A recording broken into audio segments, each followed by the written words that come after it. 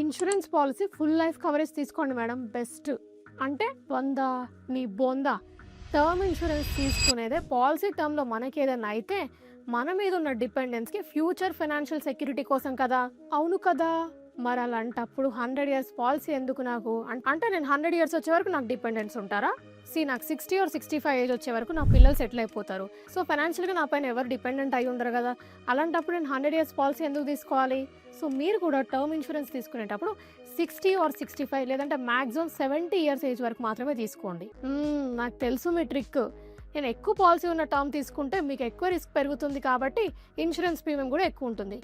For example ఒక 25 years ఉన్న person 65 years age ఉన్న వరకు తీసుకుంటే ఎవ్రీ ఇయర్ పాలసీ 15,000 పే చేస్తాడు.